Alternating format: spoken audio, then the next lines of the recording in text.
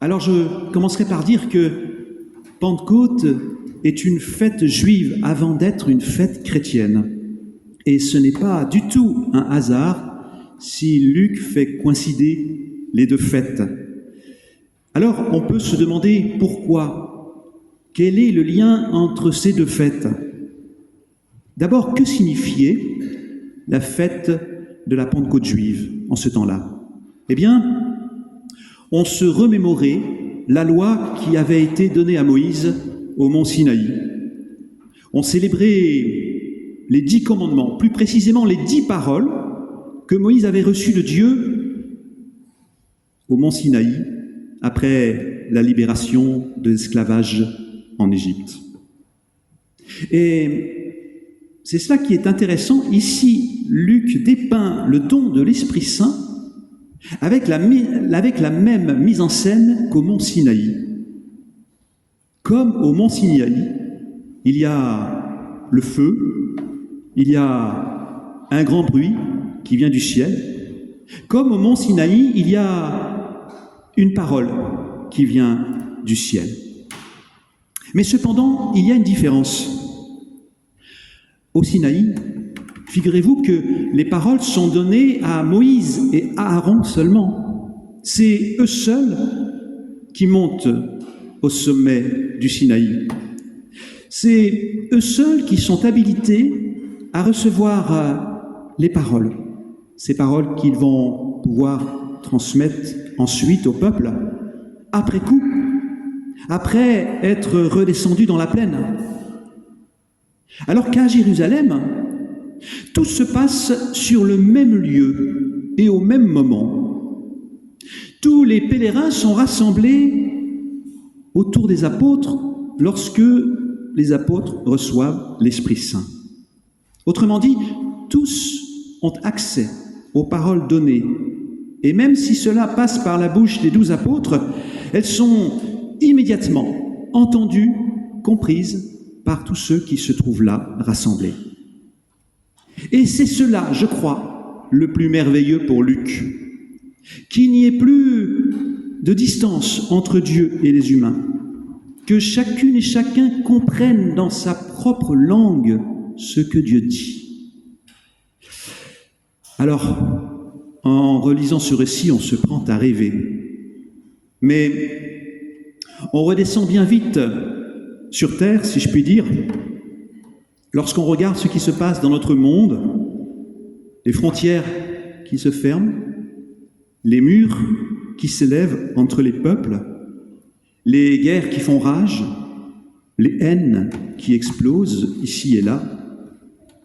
Alors, est-ce que Luc nous emmènerait dans un conte de fées? Est-ce qu'il voudrait nous transporter dans un monde de rêves, histoire de nous bercer d'illusions l'espace d'un instant? Ou bien, est-ce que Luc pense que cette Pentecôte, c'est un événement unique dans l'histoire, que cela est arrivé une seule fois et que cela ne se reproduira plus? Non. De toute évidence, non, puisqu'il affirme par ailleurs, avec de multiples citations bibliques, que l'Esprit Saint est promis à tous. Oui, l'Esprit Saint est donné à toutes et tous. Alors se pose une série de questions. Quels sont les obstacles à l'accueil de l'Esprit Saint? Et comment se fait-il que nous n'en voyons pas davantage de manifestations? Et pour commencer, comment se manifeste-t-il cet Esprit Saint concrètement? Alors pardon, j'en reviens aux 10 paroles du mont Sinaï. Ces paroles, ce décalogue que j'ai commencé à commenter il y a quelques semaines, s'il fallait résumer ces 10 paroles, s'il fallait résumer le décalogue en une phrase, je dirais qu'il nous est donné pour nous aider à vivre libre. Oui, nous sommes appelés à vivre libre si nous comprenons que cette liberté, ce n'est pas la possibilité de faire ce que je veux, quand je veux, où je veux, mais c'est une liberté vécue dans l'amour, les uns pour les autres. C'est-à-dire que c'est Autrement dit, la possibilité qui m'est donnée d'être libéré de moi-même pour apprendre à aimer. J'avais commenté en particulier, il y a quelques semaines, les 2 premières paroles qui ouvrent le décalogue et qui en donnent le sens. Je vous relis, en résumant un peu, ces 2 paroles. « Je suis le Seigneur ton Dieu. C'est moi qui t'ai fait sortir d'Égypte, de l'esclavage. Alors, tu n'auras pas d'autre Dieu devant moi. » Et j'avais souligné que l'ultime préoccupation de l'auteur biblique, ici, c'est que nous ne perdions pas cette liberté qui nous était donnée en retombant dans d'autres formes d'esclavage. J'avais aussi souligné que le Dieu le plus esclavagiste qui soit, c'est soi-même. Le Dieu qui m'enferme, qui m'aliène, c'est moi. Lorsque je suis obnubilé par l'image que je donne de moi-même, lorsque je suis préoccupé de mon identité, ou bien lorsque je suis animé par le désir de dominer autrui ou de le contrôler. Et à l'opposé, le Dieu qui me libère, le seul Dieu digne d'être célébré selon l'Exode, eh bien, c'est celui qui me libère du souci de moi-même pour m'apprendre à aimer. C'est-à-dire concrètement pour laisser place à l'autre, ouvrir un espace dans mon univers à la parole de l'autre, de cet autre que je rencontre. Laisser sa parole s'exprimer en un mot, écouter. Oui, fondamentalement, c'est cet appel-là que je reçois du décalogue, m'ouvrir à l'écoute des autres et aussi l'écoute de Dieu, que l'on pourrait appeler le tout autre. Et cependant, que d'obstacles à cette écoute. Et d'ailleurs, dans les évangiles, sans cesse, Jésus est en train de reprendre ses disciples en leur disant « Vous avez des oreilles, vous n'entendez pas? Vous ne comprenez donc pas ?» Et à la suite des disciples, je comprends que je ne parviens pas à écouter. Lorsque je suis trop plein de moi-même, lorsque je suis assailli de mes propres soucis, lorsque je suis désireux aussi de tout contrôler, je ne parviens pas à écouter. Aussi, lorsque je suis mal dans ma peau, lorsque je suis assailli par la culpabilité ou bien la honte. Mais voilà, ces obstacles à l'écoute ne sont pas une fatalité. Et c'est pour cela qu'il nous est donné de relire à nouveau ce récit de Pentecôte. Oui, l'Esprit Saint est promis à chacune et chacun. Et même lorsque nous le perdons de vue, en nous refermant sur nous-mêmes, eh bien, il nous est donné toujours à nouveau. Savez-vous d'ailleurs que dans le livre des Actes, le principal acteur de l'histoire, de tout ce qui se passe, c'est l'Esprit Saint. Oui, c'est l'Esprit Saint. C'est l'Esprit Saint qui libère la parole, notamment ici dans ce récit, c'est l'Esprit Saint qui libère l'écoute. C'est ainsi que se manifeste l'Esprit Saint selon Luc. Oui, c'est ainsi qu'il se manifeste en ouvrant un espace de parole dans les silences qui enferment, en libérant la parole, l'écoute de chacun, de chacune, en dénouant les conflits aussi et les malentendus, en suscitant un dialogue là où il y a des barrières, des murs qui isolent, et dans le livre des Actes, il y a un certain nombre de conflits qui nous sont rapportés. Alors oui, l'Esprit Saint nous est promis et il nous est donné aussi à nous aujourd'hui.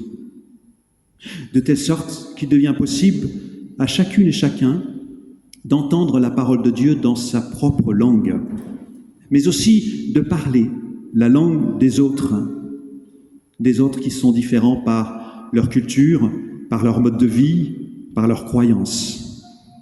Alors je crois que c'est cela, la bonne nouvelle pour Luc, que chacun entende la parole dans sa propre langue. C'est tellement vrai que Luc le répète 3 fois de suite, en 6 versets dans ce texte. Et dans les chapitres suivants du livre des Actes, on voit l'Esprit Saint qui a pour principale fonction d'envoyer des personnes vers d'autres personnes. Autrement dit, de faire circuler la parole, les uns vers les autres, de bouche à oreille. Ça tombe bien, parce que le sujet principal du synode national de notre Église protestante unie, qui s'est réuni à Sète le week-end dernier, le sujet principal, c'était celui des ministères, les ministères de notre Église. Alors bien sûr, les ministères de pasteurs, on connaît, à peu près, mais le projet, c'est de développer d'autres ministères particuliers, et notamment des ministères hors les murs de nos églises, sans se contenter d'attendre que les gens viennent à nous, mais avec des personnes formées, envoyées pour aller vers nos contemporains. Des personnes qui auront une formation théologique, mais aussi qui auront une formation, j'allais dire, pour apprendre la langue de nos contemporains, pour se former notamment à l'écoute. Oui, c'est là où commence notre mission. Écouter nos prochains, prendre en compte leur culture, leur histoire et aussi leur identité singulière. D'ailleurs, nous commençons à le vivre ici à Lyon avec le ministère de Manou, qui est envoyé effectivement par notre Église pour aller en particulier vers les étudiants et les jeunes actifs. Alors c'est cela, je crois, le miracle de Pentecôte.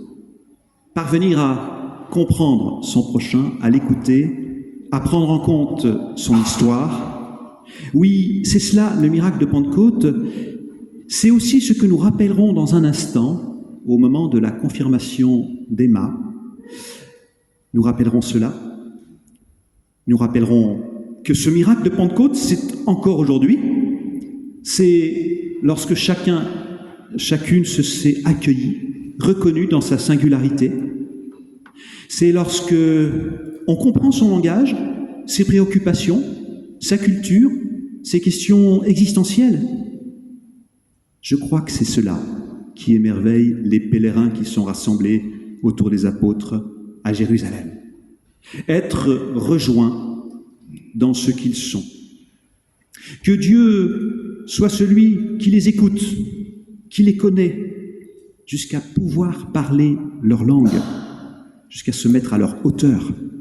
Oui, c'est découvrir que la parole de Dieu, elle s'écoute, elle s'enracine, dans une écoute d'abord, une écoute pleine et entière.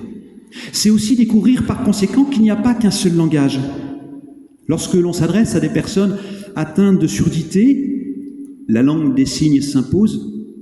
Lorsqu'on parle à des personnes victimes d'injustice, peut-être que des gestes de solidarité parleront plus qu'un grand discours.